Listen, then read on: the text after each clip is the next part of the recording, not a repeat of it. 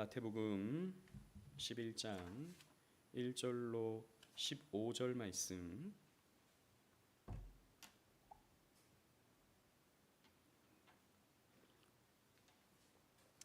그 가운데 11절 말씀을 제가 봉독하겠습니다. 내가 진실로 너희에게 말하노니 여자가 낳은 자 중에 세례 요한보다 큰 이가 일어남이 없도다. 그러나 천국에서는 극히 작은 자라도 그보다 크니라. 아멘. 우리는 어떤 사람을 향해서 위대하다라는 말을 사용할 때가 있습니다. 이병철, 여러분 잘 아시죠, 그죠? 삼성을 이렇게 키운 창업주죠.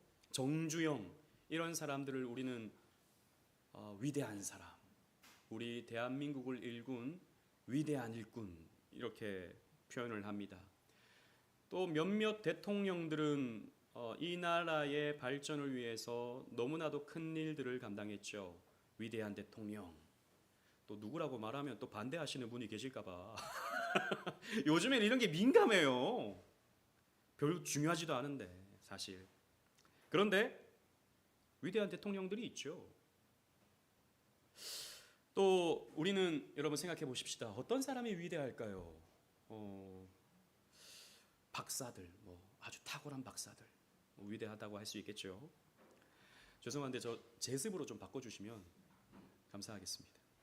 이 습한 바람이 나와서 일정 온도로 내려가면 그 다음부터는 송풍이 되거든요. 그러면 저 습기가 밖으로 나와요. 제 습으로 바꿔주시면 감사하겠습니다. 사업 수완이 좋은 사람, 혹은 운동 능력이 좋은 사람, 손흥민 같은 위대한 선수, 월드 클래스, 이렇게 말하지 않습니까? 또 예술적 재능을 잘 드러내는 사람들이 위대한 사람이다, 우리는 이렇게 말을 합니다. 물론 맞습니다. 그런 사람들은 정말 great한, 위대한 사람이라고 말할 수 있을 것입니다. 그러면 여러분, 예수님은 어떠합니까? 예수님은 당연히 위대하시죠. 그러나 세상적인 관점에서 봤을 때 예수님은 별로 위대하지 않으셨어요. 시골뜨기 출신이십니다. 아주 평범한 가정, 가난한 가정에서 자라나셨죠. 그는 어릴 때부터 목수의 일을 감당하셨습니다. 목수는 사실 그렇게 대단한 일은 아니지 않습니까? 세상적인 평가로 봤을 때. 예수님은 대단한 정치적 지위를 가진 적도 없으세요. 대단한 학위를 가진 적도 없었습니다. 무슨 예술적 성취, 운동적 능력, 이런 것들을 나타내지도 않았습니다. 세상이 위대하다고 여기는 것들을 예수님은 거의 드러내지 않으셨어요. 세례 요한도 마찬가지죠. 오늘 우리가 살펴보는 세례 요한도 평범한 가정에서 자랐습니다. 아버지는 제사장이었어요. 그런데 제사장이라고 해서 특별한 건 아닙니다. 그때 대부분 레위 지파에 속한 사람들은 다 제사장이었으니까요. 성전에서 순번대로 섬기는 일을 맡고 있었는데 그냥 여러 제사장 중에, 수많은 제사장 중에 한 명이었습니다. 그의 어머니 엘리사벳도 마찬가지였어요. 레위 집안 출신인데요. 아론의 자손이었습니다. 그런데 아론의 자손이 너무 많았기 때문에 특별한 사회적 지위를 갖지도 않았어요. 그리고 요한은 10대쯤 되었을 때 유대의 광야로 나갔습니다. 광야로 나간다라고 하는 것은 사회적 명성과 경제적 지위와 안락함을 포기한다라고 하는 그런 의미가 되죠. 그런데 예수님께서는 요한은 위대한 사람이다, 요한은 참 큰 사람이다 라고 말씀하셨습니다. 아까 우리가 읽었던 말씀 보십시오. 여자가 낳은 자 중에 세례 요한보다 큰 이가 없다. 세례 요한보다 great한 사람이 없다 라고 주님께서 말씀하셨어요. 그리고 요한이 태어나기 전에 요한의 아버지에게 천사가 나타나서 이런 말을 했었습니다. 제가 쭉 읽고요. 17절부터 다 같이 읽겠습니다. 이는 그가 주 앞에 큰 자가 되며, 또 천사도 말합니다. 큰 자다. 포도주나 독한 술을 마시지 아니하며 모태로부터 성령의 충만함을 받아 이스라엘 자손을 곧 그들의 하나님께로 많이 돌아오게 하겠습니다. 시작. 그가 또 엘리야의 심령과 능력으로 주 앞에 먼저 와서 아버지의 마음을 자식에게 거스르는 자를 의인의 슬기에 돌아오게 하고 주를 위하여 세운 백성을 준비하리라. 아멘. 여러 가지 설명들이 있습니다. 여러분들이 성경을 쭉 읽어왔으면 이 말씀을 이해하는 데는 어려움이 없을 거예요. 여기서 우리가 주목하는 것은 천사도, 즉 하나님이 천사를 통해 말씀하시는 거죠. 그가 주 앞에, 하나님 보시기에 큰 자다, 위대한 자다 라고 말씀하셨습니다. 하나님은 요한을 그렇게 예정하셨습니다. 엘리야의 심령을 가지고, 구약의 선지자 대표가 누굽니까? 엘리야죠. 선지자 그러면 엘리야입니다. 그 엘리야의 심령과 능력으로 사람들을 하나님께로 돌이키게 하는 일에 쓰임받는 그런 선지자가 엘리야다라는 것이죠.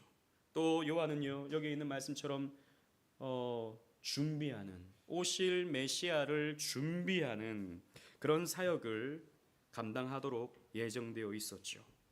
그래서 예수님은 여자가 낳은 자 중에 세례 요한보다 큰 자가 없다. 전 미국의 트럼프보다, 트럼프 요즘에 뉴스에 많이 나오더라고요. 머리에 떠오른 게 트럼프였습니다.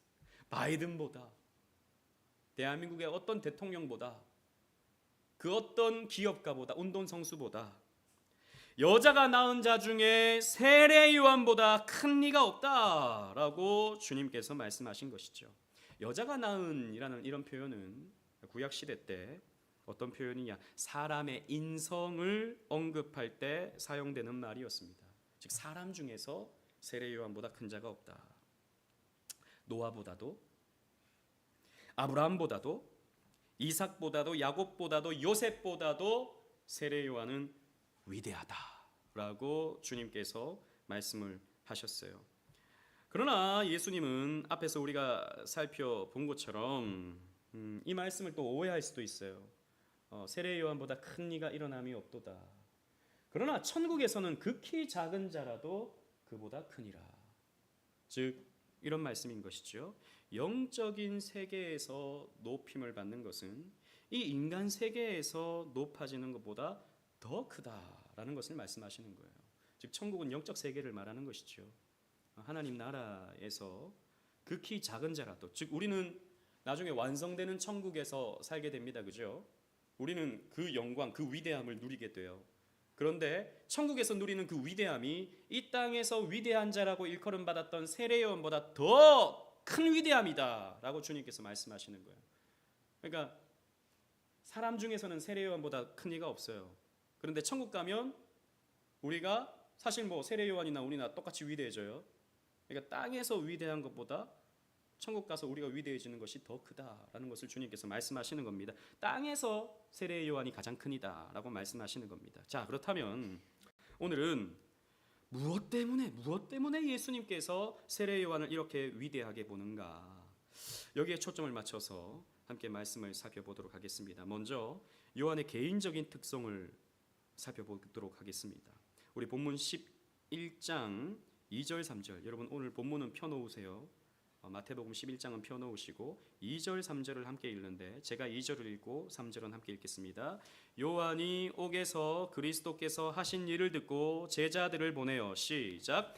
예수께서 여짜오되 오실 그이가 당시 오니니까 우리가 다른 일을 기다리오리까. 아멘. 세례 요한은 감옥에 가 있는 상황이었습니다.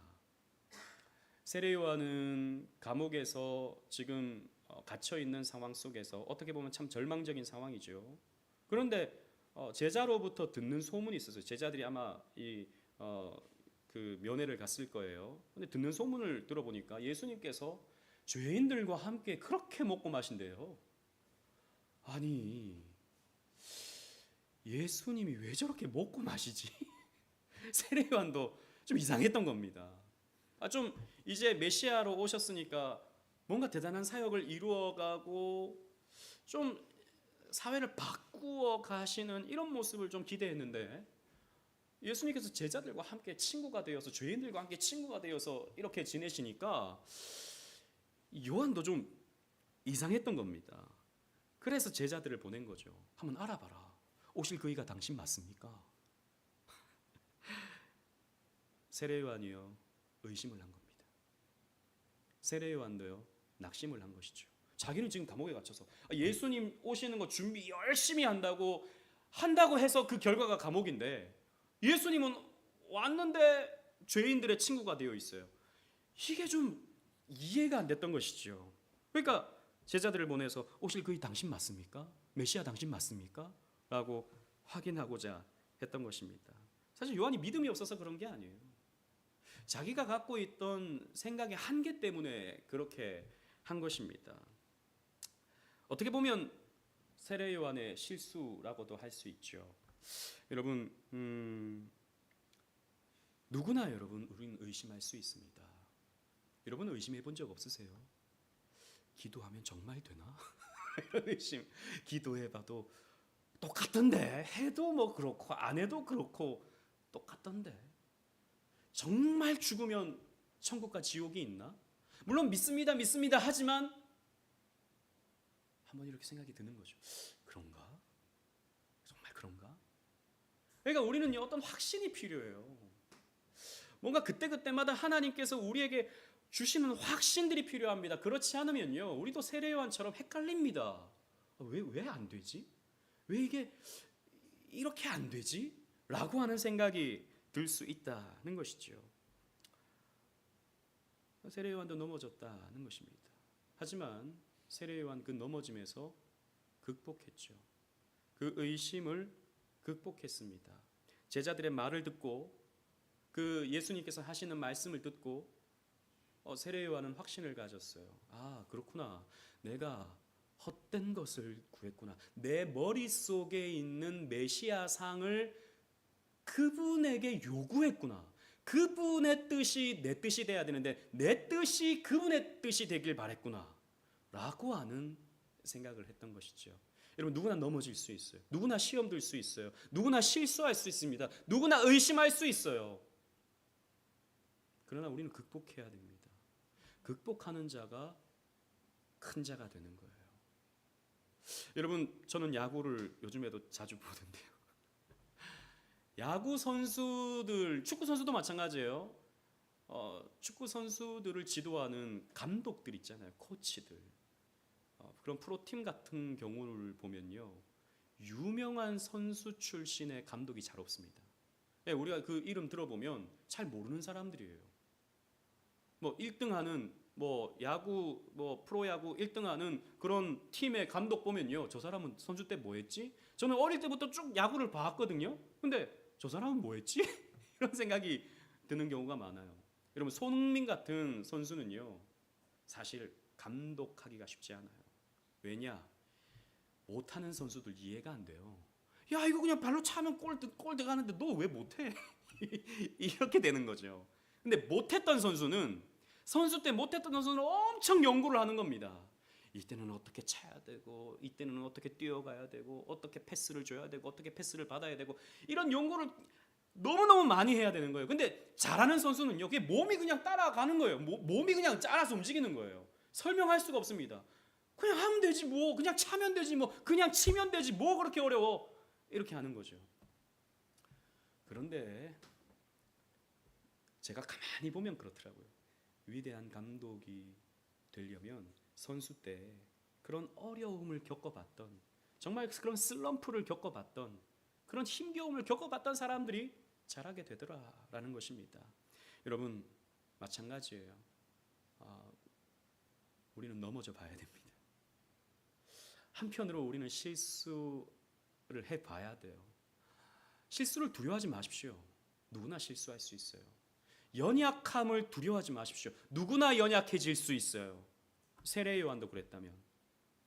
그런데 중요한 것은 거기 머물면 안 된다는 것입니다. 거기 머물지 말고 극복하려 해야 됩니다. 세례 요한은 어떻게 했죠? 말씀을 구했습니다. 예수님께 사람을 보냈습니다. 자기는 갈 수 없으니까, 옥에 갇혀 있으니까 제자들을 보냈습니다. 그분의 말씀을 듣고자 했어요. 그분의 말씀으로 세례 요한은 극복하는 겁니다. 여러분, 넘어질 수 있어요. 그럴 때 말씀을 붙드십시오. 내 생각대로 나는 이건 못해. 성경 말씀대로 이거는 나는 못해. 이러지 마시고 흉내라도 내보십시오. 흉내라도 내보려고 할 때 여러분들이 극복하게 돼요.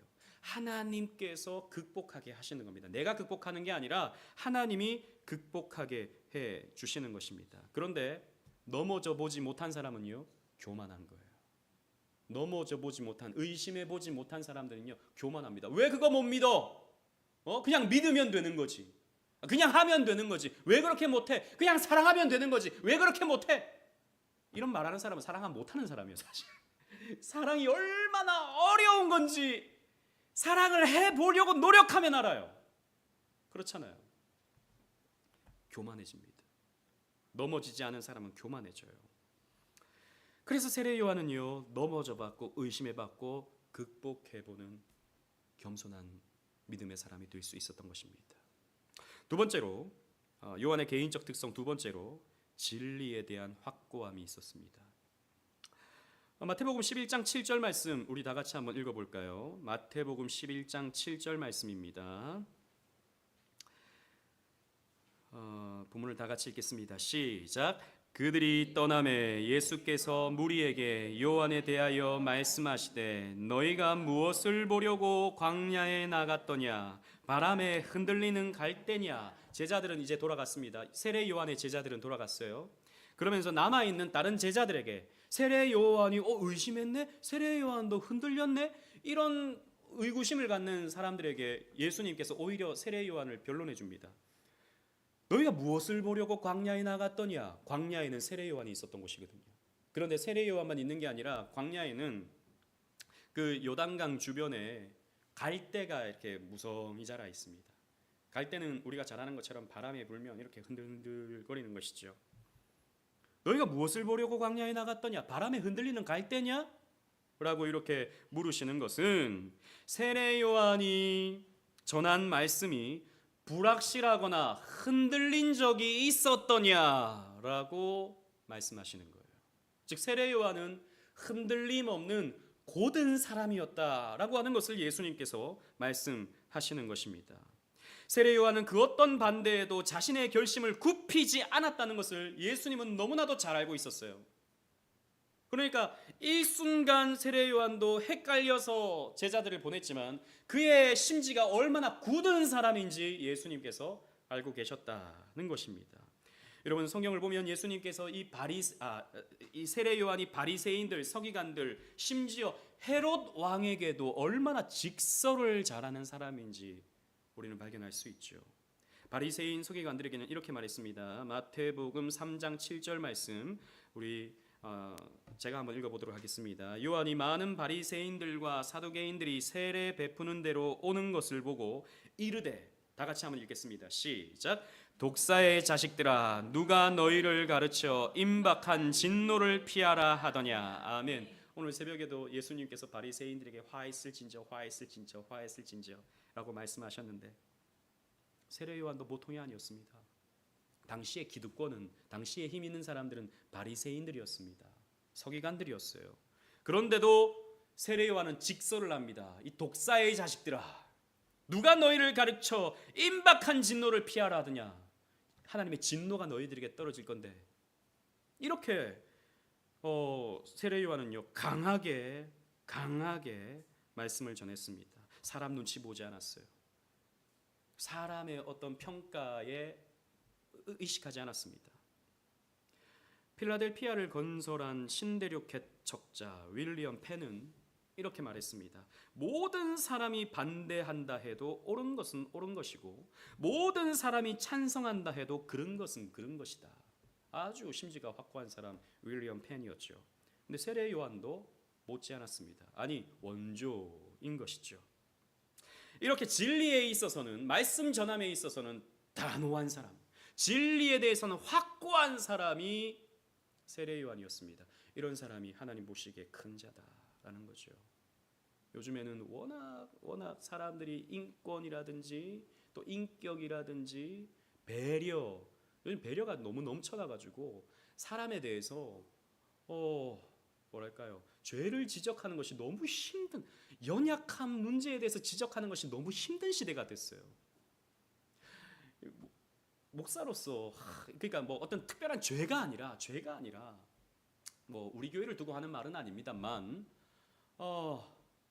누가 봐도 저분에겐 요것만 좀 해결되면 저분이 좀 평안해질 것 같고 저분이 좀 이제 문제가 해결될 것 같은데 말을 못하는 그런 상황들이 많아요. 말을 못하는. 왜? 그 말 했다가는 목사님 어떻게 그런 말씀을 하세요? 그건 제가 알아서 하는 거죠. 라고 하는 분위기가 지금 뭐 쫙 깔려 있거든요. 목회하기가 너무 힘들어요, 요즘 시대는. 그러나 진리에 있어서만큼은 인간 됨됨이에 대해서는 우리가 뭐 좀 배려할 수 있고 이렇죠. 하지만 진리를 전함에 있어서는 확고함이 있어야 됩니다. 목사는 그죠? 이거는 믿어도 되고요, 안 믿어도 괜찮고 이러면 되겠습니까? 예수님은 믿으시면 감사하고요, 안 믿으셔도 뭐 어쩔 수 없고 이래서야 되겠습니까? 그럴 수 없는 것이죠. 안 믿으면 심판입니다 라고 말할 수 있어야 되죠. 죄에 대해서는 그것은 죄입니다, 회개하십시오 라고 말할 수 있어야 되는 것이죠. 물론 상황을 봐가면서 너무 막 그렇게 해도 안 되겠지만. 그리고 세례 요한은 자신을 부인했습니다. 11장 8절 말씀 다 같이 한번 읽어보도록 하겠습니다. 그 다음 말씀 8절 말씀 시작. 그러면 너희가 무엇을 보려고 나갔더냐? 부드러운 옷 입은 사람이냐? 부드러운 옷을 입은 사람들은 왕궁에 있느니라. 아멘. 너희가 무엇을 보려고 광야에 나갔더냐? 부드러운 옷 입은 사람 보려고 갔더냐? 좋은 옷 입은 사람 보려고 갔더냐? 세례 요한은 그렇지 않았죠. 세례 요한은요, 약대 털옷을 입었습니다. 그러니까 낙타 털옷. 여러분 낙타 알잖아요. 낙타 털옷입니다. 이쁘지 않아요. 그저 그냥 떡져 있는 그런 털옷을 입은 사람이 세례 요한이었습니다. 좋은 옷을 입은 사람이 아니었어요. 그는 사실 태어날 때부터 나실인으로 태어났기 때문에 천사가 알려준 대로 포도주와 독주를 가까이 하지 않는 것은 나실인, 민수기에 나오는 나실인을 표현하지 않습니까? 나실인은 세 가지를 할 수 없죠. 포도주와 독주를 마실 수 없고, 또 머리를 자를 수 없고, 하나는 시체에 손을 댈 수가 없죠. 이렇게 하는 것은 굉장히 불편한 일입니다. 이렇게 하는 것은 굉장히 자기 자신을 제어해야 하는 일이었죠. 그래서 그랬는지 그는 광야에서 사람들이 살지 않는 광야에서 어릴 때부터 자랐던 것입니다. 게다가 좋은 음식을 먹지 않았어요. 메뚜기와 석청을 먹고 그는 지냈습니다. 마치 엘리야가 그릿시냇가에서 하나님이 공급해 주시는 것을 먹고 지냈던 것처럼 세례 요한 역시 하나님이 공급해 주시는, 그저 광야에는 아무것도 없으니까 메뚜기와 석청을 먹고 지냈던 것입니다.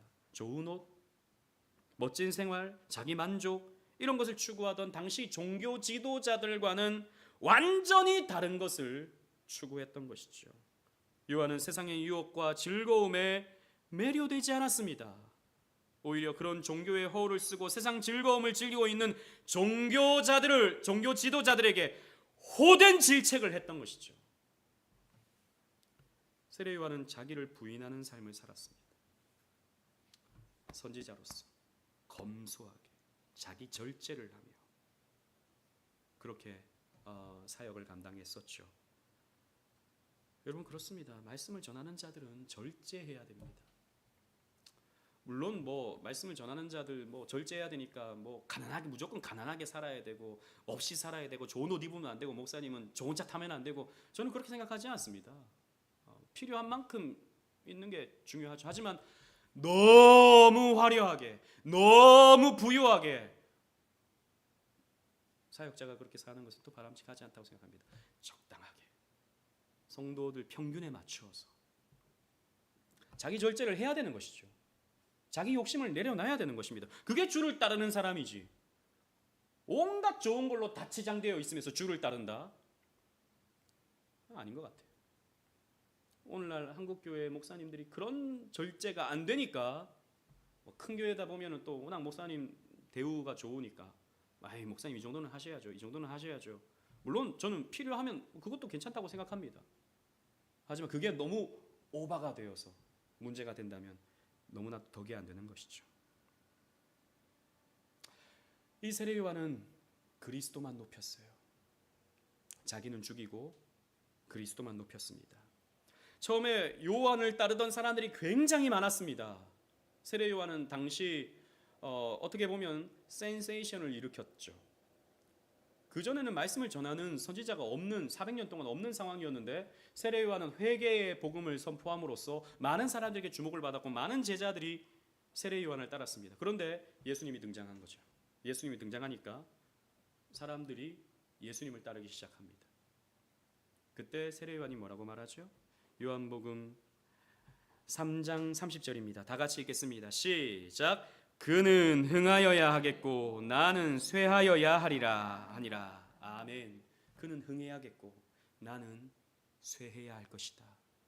그리스도만 오롯이 높임을 받아야 되지 내가 높임을 받으면 안 되겠다. 나는 광야에 외치는 자의 소리로서 사라져야 되겠구나. 나는 그의 신들매를 풀기에도 감당치 못하는 자다 라고 세례 요한은 자기를 죽였어요. 자기를 없앴어요. 여러분, 예수님께서 말씀하셨습니다. 자기를 낮추는 자가 하나님 나라에서 어떤 자라고요? 큰 자다. 세례 요한은 그래서 큰 자가 되는 것입니다. 자기를 죽였어요. 자기를 부인했습니다. 여러분, 언제나 그렇습니다. 교회 안에서든 사회에서든 사회에서는 자기를 드러내고 자기가 한 거, 자기의 어떤 실력 이런 것들을 드러내고 자랑하는 것이 뭐랄까요? 사람들에게 좋은 또 평가를 받는 그런 것일지 모르겠습니다. 그러나 하나님 나라는 다릅니다. 하나님 나라는 나의 약함을 자랑하는 것이죠. 나를 낮추는 것입니다. 나를 상대방보다 낮추는 것이죠. 그렇게 할 때 주께서 우리를 높여주십니다. 저 사람들은 왜 나를 안 섬겨줘? 저 사람들은 나를 왜 안 인정해줘? 아닌 것입니다. 나는 없어져야 돼요. 소리여야 돼요. 소리는 없어지는 거잖아요. 소리가 계속 남아있지 않지 않습니까? 소리는 전해지고 없어지는 거예요. 세례 요한은 그러고자 했던 것이죠. 이런 의심을 극복하고 진리에 대한 확고함을 가지고 자신을 부인했던 이런 요한의 개인적 특성이 있었기 때문에 주께서 세례 요한은 여자가 낳은 자 중에 가장 큰 자다, 위대한 자다라고 이렇게 말씀하셨던 것이죠. 그리고 요한은요, 특별한 부르심을 받았던 사람입니다. 요한 편에서 이런 특징이 있었다면 하나님께서 요한에게 주신 특별한 사명이 있었어요. 우리가 잘 아는 것처럼 세례 요한이 등장하기 전 400년 동안은 침묵 시대입니다. 침묵 시대, 신구약 중간 시대. 말라기 선지자가 등장하고 난 이후로부터 400년 동안은 선지자가 등장하지 않았어요. 하나님 말씀을 전하는 자가 없었습니다. 400년 동안 그 정막을 깨고 하나님 말씀을 전한 사람이 세례 요한이거든요. 그러면서 세례 요한은 회개의 메시지를 전파하는데 예수님은 또 이렇게 말씀하셨습니다. 마태복음 11장 9절 말씀 우리 다 같이 한번 읽어볼까요? 마태복음 11장 9절 다 같이 읽겠습니다. 시작. 그러면 너희가 어찌하여 나갔더냐? 선지자를 보기 위함이었더냐? 옳다. 내가 너희에게 이르노니 선지자보다 더 나은 자니라. 아멘. 세례 요한이 선지자보다 더 나은 자래. 구약의 선지자보다 더 나은 자라고 말합니다. 어떤 부분에서 그러면 다른 선지자보다 더 특별한 선지자인가? 첫 번째는 메시아 오심을 앞서 준비하는, 즉 예수님 오시는 문을 연 사람이 세례 요한이다라는 거죠. 앞에서 말씀드린 것처럼 400년 동안 선지자가 없었습니다. 그 이전에 선지자들도 예수님에 대해서 많은 예언을 했습니다. 그죠? 이사야 선지자라든지 미가 선지자라든지 호세아 구약의 많은 선지자들이 예수님에 대해서 요만큼씩 점진적으로 이렇게 예언을 했죠. 그러나 세례 요한만큼 분명하게, 세례 요한만큼 확실하게 예수님을 증거한 선지자가 없었다는 거죠. 말라기 선지자를 볼까요? 말라기 3장 1절, 그러니까 구약의 마지막 선지자죠. 다 같이 한번 읽어보겠습니다. 3장 1절입니다. 시작. 만군의 여호와가 이르노라. 보라, 내가 내 사자를 보내리니 그가 내 앞에서 길을 준비할 것이요, 또 너희가 구하는 바 주가 갑자기 그의 성전에 임하시리니 곧 너희가 사모하는 바 언약의 사자가 임하실 것이라. 아멘. 만군의 여호와가, 하나님께서 말씀하십니다. 내가 내 사자를 앞에서 보낸다, 앞서 보낸다, 먼저 보내겠다라고 했어요. 그가 내 길을 준비한다, 여호와의 길을 준비한다. 이 선지자가 누굽니까? 보내는 선지자, 바로 세례 요한인 것이죠. 그래서 세례 요한은 예수님 오시는 그 문을 연 메시아의 선구자가 되었던 것입니다. 그래서 예수님의 오심에 대해서 사람들에게 준비시키는, 예수님의 사역을 준비시키는 사자로 보냄을 받았어요. 그래서 다른 어떤 선지자보다 특별한 선지자가 이 세례 요한이 될 수 있는 것입니다. 메시아의 개인적인 선구자가 되는 부동의 특권을 부여받았던 것이죠. 그리고 두 번째로 이 세례 요한은요, 회개의 메시지를 선포했습니다. 요한의 메시지는 회개하라라는 말로 요약될 수 있습니다. 당시 유대인들은 자신들이 다 하나님께서 택한 선민이라고 여겼고 자신들이 다 아브라함의 자손이라고 생각했기 때문에 천국에 들어가는 것은 따놓은 당상이라고 생각을 했었습니다. 우리가 구원 못 받으면 누가 구원 받아? 내가 이렇게 율법 잘 지키고 있는데 우리가 구원 못 받으면 누가 구원 받아? 이렇게 생각하고 있었던 당시 유대인들이었죠. 그때 세례 요한은요, 제가 자꾸 예수님 그러는데 세례 요한은요 이렇게 말씀을 전했습니다. 마태복음 3장 9절 다 같이 한번 읽어보겠습니다. 시작. 속으로 아브라함이 우리 조상이라고 생각하지 말라. 내가 너희에게 이르노니 하나님이 능히 이 돌들로도 아브라함의 자손이 되게 하시리라. 너희들이 아브라함의 자손이라고 생각하지 마라. 이 돌들도 하나님께서 원하신다면 아브라함 자손 되게 만들 수 있다. 회개하지 않고 하나님 앞에 무릎 꿇지 않고 자신의 죄에 대해서 가슴을 치지 않고 하나님의 자녀라고 함부로 말하지 마라. 너희도 이방인과 다를 바가 없다. 너희도 죽은 자요, 생명 없는 자요, 돌처럼 굳어있는 자들이다. 그래서 이 죄에서 돌아서 회개하지 않는다면 너희도 하나님 나라에 들어갈 수가 없다라고 하는 것을 아주 분명하고 확실하게 전했던 사람, 회개의 메시지를 전했던 사람이 세례 요한이었습니다. 이 회개의 메시지의 바통을 누가 이어받습니까? 예수님께서 이어받습니다. 그래서 예수님께서 공생애를 시작하실 때 뭐라고 말씀하십니까? 회개하라, 천국이 가까웠느니라. 예수님의 메시지도 회개하라. 세례 요한의 바통을 이어받는 거예요, 예수님께서. 그렇습니다. 회개는 우리에게 있어서, 우리 신앙에 있어서 너무너무나도 중요한 것입니다. 아까 우리 신앙 고백했잖아요. 소율이 문답으로. 말씀이 우리에게 어떻게 적용된다 그랬습니까? 말씀이 성령을 통해서 역사하실 때 우리로 하여금 확신을 주고, 그죠? 그 다음에 어떻게 한다 그랬습니까? 회개하게 만든다 그랬습니다. 우리가 회개하지 않으면 우리는 여전히 죄 가운데 죽는 것입니다. 회개하지 않으면 우리는 날마다 죄를 짓기 때문에 우리는 날마다 회개해야 되는 거예요. 그래서 우리는 말씀이 필요합니다. 회개하기 위해서요. 그래서 회개하라는 메시지를 우리가 들어야 되는데 세례 요한이 이 회개의 메시지를 전했고 예수님께서도 이 메시지를 이어받아서 전하셨던 거죠. 400년 동안 그 누구도 이 회개 메시지를 전한 사람이 없었습니다. 그런데 세례 요한은 이 회개 메시지를 전했던 것이죠.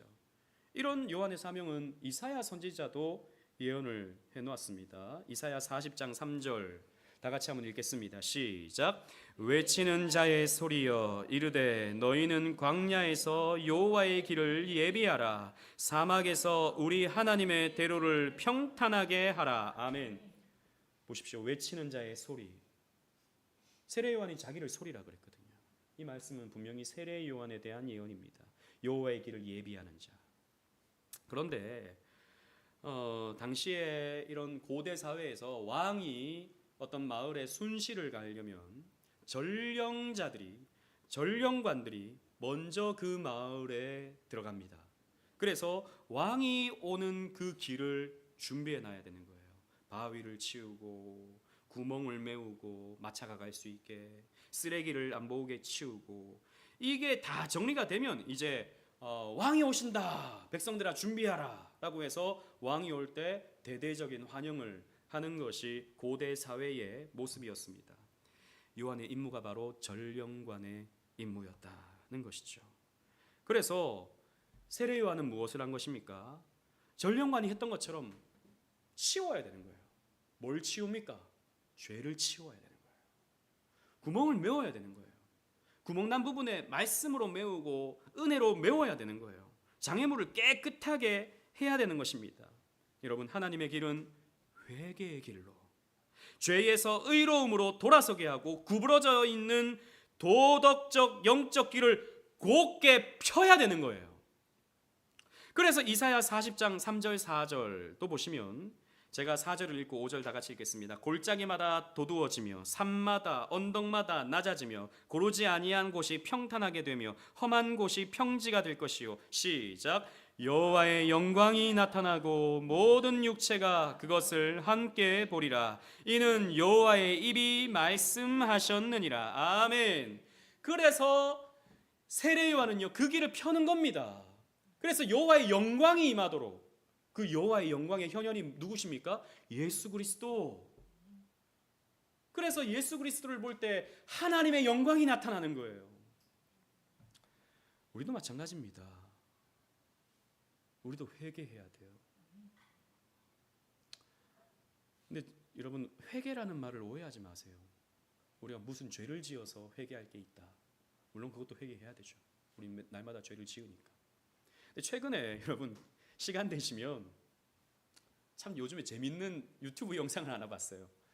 시골 의사 TV라고 하나 있거든요. 혹시 보신 분이 있는지 모르겠습니다.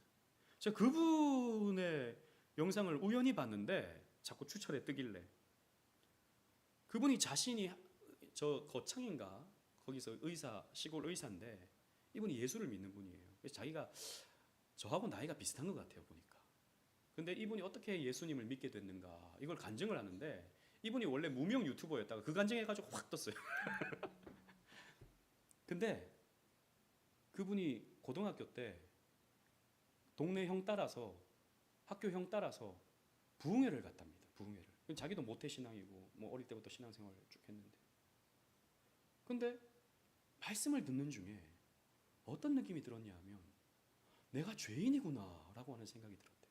내가 죄인이구나. 근데 그게 내가 무슨 죄를 지어서 죄인이구나가 아니라, 여러분 그런 거 있잖아요.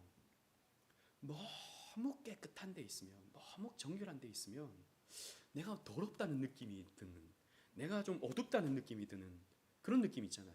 그러니까 하나님이 나에게 다가오시는 것 같은데, 말씀을 통해서 다가오시는 것 같은데 내가 너무 추하게 느껴지고 내가 너무 죄인처럼 느껴지더래요. 그래서 엉엉 울었대요. 저는 그 말을 듣는데, 야, 이분은 정말 하나님 만난 분이구나 이런 생각이 들더라고요. 여러분 그렇습니다. 무슨 나쁜 짓 하고 우리가 무슨 남 등쳐먹고 우리가 뭐 거짓말하고 사기치고 그래서 우리가 죄인이 아니라, 그 거룩한 하나님의 임재가 우리에게 있으면 우리는 자기가 죄인임이 드러나요. 그래서 우리는 고백할 수밖에 없습니다. 주는 나는 죄인이로소이다. 주님, 나는 스스로 나를 어떻게 할 수가 없습니다. 주여 나를 변화시켜 주시옵소서 라고 할 수밖에 없는 것이죠. 여러분 이게 뭐죠? 회개입니다. 이게 회개입니다. 내가 죄인임을 고백하는 것, 내 어그러져 있는 내 본성이 펴지길 바라는 거예요. 고다 있는 내 길이, 하나님께로 나아가는 길이 이렇게 고다 있어요. 굽어 있어요. 이걸 이렇게 곧게 펴는 것이 회개인 것이죠. 하나님, 이 길이 곧게 펴지기를 원합니다. 하나님, 나를 변화시켜 주시옵소서. 이런 은혜를 받을 때 우리가 정말 하나님께로 나아갈 수 있는 것이죠.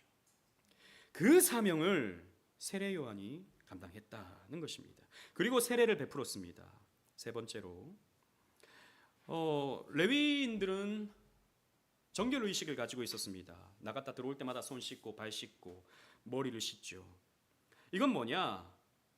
매번 반복돼야 되는 거예요. 나갔다 들어오기만 하면 씻어야 되는 거예요. 그게 정결 예식이었습니다. 반복적이에요. 하지만 요한이 베푼 세례는 일회적이었어요. 단 한 번. 세례라는 것은 언제부터 생겼는가? 여러 학자들이 또 자료를 찾았는데요. 중간기, 그러니까 신구약 중간기 때부터 세례가 생겨났습니다. 사실 구약 시대 때는 세례라는 표현이 없잖아요. 그죠? 그러니까 중간기 때부터 세례라는 의식이 유대인들에게 있었어요. 뭐냐면 이방인들이, 그러니까 유대인이, 혈통적 유대인이 아닌 이방인들이 유대교를 믿게 될 때 이런 세례 의식을 갖게 했습니다. 물속에 들어갔다가 나오는 의식을 갖게 했습니다. 그래서 당신은 이제 씻겨져서 유대교에 들어왔다라고 하는 것을 인쳐줬던 것이죠. 그런데 이제 세례 요한은 유대인 당신들도 세례 받아야 된다라고 가르쳤어요. 이게 뭐냐? 당신들도 이방인들과 다를 바가 없다. 당신들도 하나님의 은혜가 아니면 여전히 심판받아 죽을 것이고, 당신들도 회개하지 않으면 심판받아 죽을 수밖에 없다. 그러므로 당신들도 죄를 씻어야 되는 사람들이다 라고 하는 차원에서 유대인들에게도 세례를 명령했던 사람이 세례 요한이었다는 것이죠. 그래서 유대인들도 회개하게 만들었습니다. 세례 요한은. 그런 부분에서 이 세례 요한은 아주 특별한 사명을 감당했다고 할 수 있었던 것이죠. 그렇구나. 우리도 이방인들과 다를 바가 없구나. 하나님 은혜 아니면, 회개하지 않으면 우리도 멸망당해 죽는 자들이구나 라고 하는 것을 생각하게 만들었다는 것이죠. 이렇게 세례 요한은 아주 특별한 사명을 감당했습니다. 예수님 오심을 준비했고요, 회개의 메시지를 전했고요, 세례를 베풀었습니다. 이런 사역은 다른 선지자들과 구별되는 아주 특별한 모습이었던 것이죠. 그래서 세례 요한은 아주 큰 사람, 위대한 사람이다 라고 예수님께서 말씀하셨던 것이죠. 말씀을 맺겠습니다. 예수님께서 이렇게 말씀하셔요. 마태복음 11장 12절 말씀, 여러분 본문을 한번 또 다 같이 읽도록 하겠습니다. 마태복음 11장 12절 시작. 세례 요한의 때부터 지금까지 천국은 침노를 당하나니 침노하는 자는 빼앗느니라. 아멘. 세례 요한에 대해서 쭉 말씀하시면서 세례 요한 이후로부터 천국은 침노를 당한다, 침노하는 자는 빼앗는다 라고 말씀하십니다. 여러분, 이 말씀을 어떻게 이해하십니까? 우리는 천국을 침투에 들어가야 된다, 이렇게 우리는 그냥 읽으면 그렇게 이해가 되잖아요. 그러니까 우리가 가만히 있으면 우리는 천국을 가지지 못하고 이렇게 우리 의자 하나 가지고 여러 사람이 그 의자 누가 앉는가, 이거 가끔씩 게임할 때 있잖아요. 우리 몇 년 전에 그런 게임 한번 했었잖아요. 수련회 가서. 그런 것처럼 빼앗는 자가, 쟁취하는 자가 천국을 얻는다, 이렇게 이해할 수 있는데, 사실 그렇게만 보기에는 이게 문법이 좀 애매합니다. 이걸 중간태로 볼 수 있고요, 수동태로도 볼 수 있어요. 즉 천국이, 원래 직역을 하면 이렇습니다. 천국이 우리에게 침투해 들어온다 라고 하는 의미예요. 그냥 문맥적으로 보면, 원어적으로 보면 천국은 침노를 당한다. 그래서 우리가 침노당함으로 천국을 얻는다 라고 하는 말로 사실 번역할 수 있는 문장입니다. 그렇죠. 하나님의 주권을 우리가 강조하면, 여러분, 우리가 천국을 쟁취해낼 수 있습니까? 죄인이? 그럴 수 없죠. 하나님이 우리에게 찾아오셔야 되죠. 하나님이 우리에게 은혜 주셔야 우리는 신앙생활을 할 수 있습니다. 하나님께서 예스라고 해주셔야 우리는 하나님께로 나아갈 수 있는 것이죠. 그런 면에서 천국은 우리에게 침투해 들어오는 것입니다. 그런데 이게 중간태로도 볼 수 있어요. 중간태. 이게 뭐냐면 적극적인 의미로도 볼 수 있는 거예요. 천국은 우리가 침노해야 된다. 근데 우리나라 이 성경을 번역하는 분들이 이걸 중간태로 해석을 해놓은 것 같아요. 그러니까 문맥을 보니까 세례요한 이후로는 세례요한은 아주 적극적인 사람이었지 않습니까? 세례요한은 아주 적극적으로 메시지를 전했고 적극적으로 천국 복음을 전했던 사람이지 않습니까? 그런 면에서 예수님께서 아마도 이렇게 말씀했을 것이다 라고 해석을 해서 우리 성경은 이렇게 번역을 해놓은 거예요. 저도 나름 타당한 해석이라고 봅니다. 즉 세례 요한을 통해서 예수님은 교훈을 주시려고 하잖아요. 세례 요한은 천국을 침노에 들어가는 자였다. 우리 역시 천국의 침노를 위해서 오늘을 부단히도 노력하며 신앙생활 해야 된다 라고 주님께서 말씀해 주신 것으로 볼 수 있는 것이죠. 여러분, 우리가 하나님의 주권을 인정함과 동시에 우리는 또 동시에 인간의 책임을 강조해야 됩니다. 그죠? 하나님의 주권만 지나치게 강조해버리면 어떻게 됩니까? 그러면 하이퍼 칼비니스트, 극단적 칼빈주의자가 돼버리는 거예요. 이건 개혁주의가 아닙니다. 이건 개혁주의의 잘못된 이해가 되는 것이죠. 개혁주의는 뭐냐? 하나님께서 하십니다. 그렇습니다. 하나님께서 우리를 선택하시고 하나님께서 우리에게 은혜 주시고 하나님께서 이끌어 주셔야 됩니다. 아멘입니다. 그런데 하나님께서 이끄실 때 어떻게 우리를 이끄십니까? 우리의 애씀과 노력과 결단과 기도를 하나님께서 사용하셔서 우리를 이끌어 주신다고 믿는 것이 우리 개혁주의 신앙입니다. 그래서 우리는 열심히 세례 요한을 본받아서 우리는 열심히 천국의 침노에 들어가야 되는 거예요. 세례 요한은 지치지 않고 천국을 향하여 죽을 때까지 헤롯 왕에게 목베어 죽임 당할 때까지 천국을 향해서 침노에 들어가는 사람이었습니다. 두려워하지 아니하고 뒤처지지 아니하고 구약에 예언된 성취를 이루기 위해서 자기를 향하여 기록된, 영광스럽죠. 예수님만 예언된 게 아니라 자기에 대한 예언도 구약 성경에 있어요. 그리고 천사가, 아버지에게 알려줬던 천사가 알려줬던 그 예언을 이루기 위해서 부단히도 앞을 향해서 침노에 들어갔던 사람이 세례 요한이었다는 것이죠. 그래서 그는 사명을 이루었습니다. 예수님 오시는 길을 예비했어요. 예수님 오시는 문을 열어주었습니다. 그래서 보라, 세상 죄를 지고 가는 하나님의 어린 양이로다. 누가 말했습니까? 세례 요한이 말했습니다. 저분이 메시아다. 저분이 유월절 어린 양이다. 저분의 피로 말미암아 우리가 구원받는다. 저분의 죽음으로 말미암아 우리가 생명을 얻는다. 이것을 전했던 사람이 세례 요한이었습니다. 완벽하게 성취해냈어요. 그러므로 세례 요한은 위대한 사람이었어요. 여자가 낳은 사람 중에 가장 위대한 사람이었습니다. 여러분 마찬가지입니다. 누가 위대한가? 여러분 저는 위대합니까? 아무도 말을 못하시잖아요. 제가 이렇게 말했을 때 아멘하면 안 돼요. 그러면 아주 교만한 목사가 될 수 있어요. 저는 위대하지 않아요. 여러분들은 위대합니까? 겸손하시네요. 근데 우리는요, 위대해질 수 있습니다. 물론 우리가 뭐 위대합니까? 그런데요, 우리 하나님께서 우리를 위대하다라고 말씀해 주십니다. 어떻게 해요?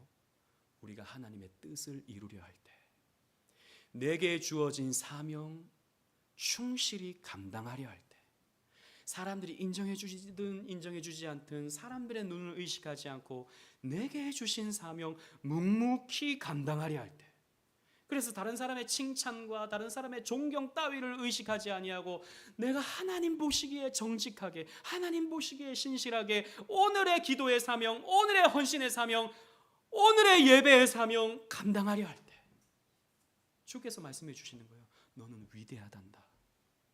너는 하나님 나라의 큰 자란다. 이 세상 나라의 큰 자는 아니지만, 이 사람들의 평가에는 큰 사람이 아니지만 너는 내 나라의 큰 자란다 라고 말씀해 주십니다.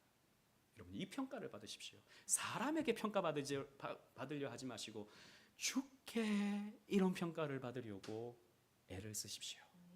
하나님 나라의 큰 자가 되는, 위대한 자가 되는 저와 여러분들 되시기를 주님 이름으로 축원합니다. 아멘. 우리 오늘